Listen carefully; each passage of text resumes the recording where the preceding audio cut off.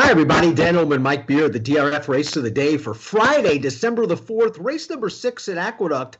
Let's throw up the field. We're kicking off the 50-cent late pick 4 with this optional claiming race for 2-year-olds going 3/4 of a mile on the outer turf. You can download free formulator past performances for this race on the race of the day event page at drf.com. Access them, handicap along with us. Mike, let's throw up the pace projector for this race. The Timeform US pace projector.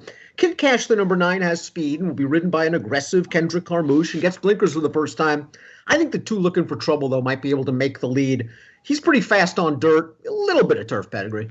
Yeah, I mean, I suspect they'll try to make the lead with that horse. Looking for trouble. Kid Cash has plenty of speed in his own right, though. I think he'll go forward. I actually feel like the 5, too, Dan Wesley Ward's maiden, Hillbilly Logic, will show speed in this race. Phantom Smoke is the number 1, and this is a horse that showed some nice tactical speed in his one and only start. Let's watch the stretch drive of that race. I thought all in all, this horse had a nice trip, saving ground in behind the lead. We pick it up. He's on the outside. I like the burst of speed he showed. That was a nice turn of foot for him to get right to the front, and he wins solidly. I didn't think he beat much. He's a New York bred taking on open foes, but I think he showed a little bit of talent. Yeah, he ran well in this race. You're right. He got a perfect trip, and I don't think that was the strongest field in the world either, but he looked good winning this race. I mean, as you said, a nice burst of speed when they took him into the clear. He was in hand and geared down at the end of the race. A very nice debut win for this horse, and he is a New York bred, Dan, but he's got a very nice pedigree. He's not bred like a New York bred. Number 2 is Looking for Trouble. This horse was stakes placed on dirt 2 and 3 back, and I wonder if he lost all chance in the gate last time out. He just broke right through the gate prior to the start. They had to reload him. Then he showed brief speed and tired. I mean, his prior efforts are just much better. I wonder if that coupled with the wet track worked against him. Into Mischief does well with first-time turf runners, 15%. I just wish there was more turf on the bottom. Yeah, I mean, I guess the pedigree's versatile enough. We'll see if this horse can improve on the grass. I mean, the Into Mischiefs, it feels like he's one of those slayers who can get any kind of a horse. This filly or this colt's out of a Speightstown mare who is a sister to a horse who was a stakes winner on turf and dirt. So it's kind of a versatile pedigree. I just wonder if this horse is good enough, even if he transfers to turf. I wonder if he's good enough to beat this field.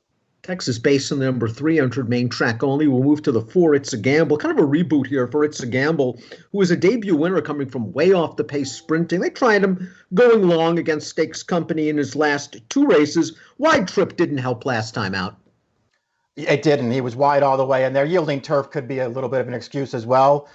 Prior to that, in the Monmouth race, I thought he ran fine stretched out, Dan. I mean, he was racing on to the end. He was never a threat to win it, but he ran fine in that race behind a wire-to-wire winner. But it's his career debut, I think, that would make you really want to go back to this horse. That was an eye-catching late run that this horse made in his first start to gun down a pretty good horse in Thin White Duke.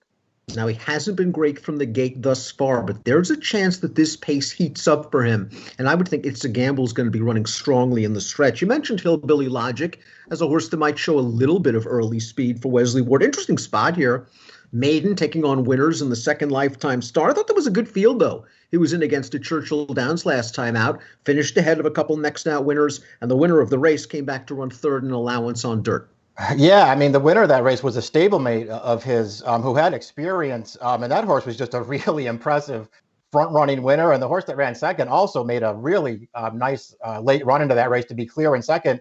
I don't love the fact that they're running him right back against maidens, although I guess you could say that maybe there just aren't that many spots left for Ward to run this horse in. And you know what? Based on the way those 1-2 finishers ran in his debut, this might not be that much of a step up in class. Those horses look pretty good. I agree, especially with horses coming out of some of these stakes races, not very strong. One of them might have been the Atlantic Beach. The number 6 Town of Gold was a runner up there at 58-1. Let's watch that race right now. This horse needed to improve as he made his circuit debut, and he did. He showed good speed in this spot. He finishes a solid second. It looked like he was going to get swamped in upper stretch, but he stayed on gamely enough. Now, he's not going to be 58-1 in this race, and it's unlikely he's going to make the lead, but it was nice to know that he came from out of it 2 back at Laurel. Yeah, true enough. I mean, I wouldn't worry about, the kind of trip he's going to be able to get in here. I like the fact, Dan, that he's improved with every start so far. It just feels like he keeps getting better and better. I will just say, in the Atlantic Beach, and he did run well in there, that was opening weekend at Aqueduct, especially the first 2 days of the meet on the turf courses. You wanted to be on the rail. This horse got to the lead, and he got to the rail, and I just think he rode the good part of the turf course and maybe dressed up his performance a little bit. We'll see if he can improve again.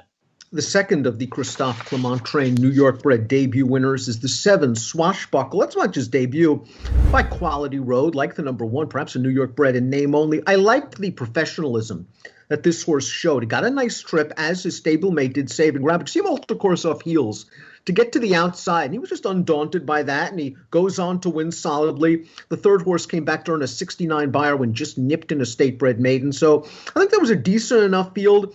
Interesting that they're turning back this horse in distance. Yeah, it is interesting. I mean, again, maybe it's just, we're coming to the end of the turf season here in New York, and Clement just might not have that many options, so he's going to see if he can sprint this horse. I guess it's at least mildly interesting that Rosario lands here. I don't know, Dan, this horse ran well. He got a good trip in that race, but he always looked dangerous in there. He won very easily. We'll see if he can sprint. Our last 2 entrants in here, trying turf for the first time. The 8 is Spectatorless by First Crop sire M. Shawish. 0 for 9 with first turf runners. Too early to actually just dismiss these horses that they can't run on the turf. The dam was 0 for 3 on the surface. This horse had no shot in the Nashua last time out. Ran okay in the dirt debut. I'm not sure this horse is a sprinter. Yeah, I'm not sure he's a sprinter. And I guess, I'm personally not sold on being a turf horse either. I guess from his sire side, he's supposed to be able to handle anything. Boy, there's just not much turf on the bottom. There's a little bit of pedigree for the 9 Kid Cash. I don't love the Tapizars on turf. They're only 6% with first turf runners, but there's something on the bottom here. Broodmare sire Royal Academy, of course, won the Breeders' Cup Mile. The Dam won a couple of times on the turf, and a half to a stakes place turf runner. So Kid Cash has some speed, has some turf pedigree, and might be dismissed for Rudy Rodriguez, another one of these maidens taking on winners. Yeah, of all the horses that are switching surfaces for this race, this would be the one that I would be interested in. He's got speed from a good post. And as opposed to some of the others, I'm like you. I don't love the Tapizars on the turf, but there's a lot of grass on the bottom of this pedigree. Let's take a look at our top pick as we kick off the late pick 4, 50-cent late pick 4 at the Big A on Friday. I think you made a very good point that I might have overlooked on my top selection in here, Town of Gold. You discussed the inside being the place to be, and looking back, I tend to agree with you. Maybe that did dress up this horse's performance. If I can get 5 or 6 to 1, I'm willing to take a chance that he can work out another trip, and maybe, just maybe, he's coming into his own. But that's a very good point with Town of Gold. Where are you going? Yeah, I agree with you, though. That's the thing to like about Town of Gold, Dan, is just that he doesn't need the lead, and it just feels like he keeps improving with racing, and he's probably going to be a fair price, too.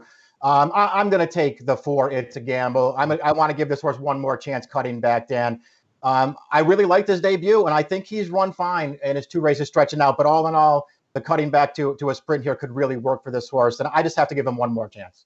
He looks like the one with the best late kick, true kick in the stretch. I'm not going to be fooled completely by the fact that he's by English Channel. There's some sprint on the bottom of this pedigree, and maybe he ends up being more of a one-turn horse down the road. Mike's going with the 4. It's a gamble. Johnny V takes them out for Kelly Breen. A little flyer for me with the 6, Town of Gold, in your Friday DRF race of the day. Approximate post time 2:45 Eastern. Good luck.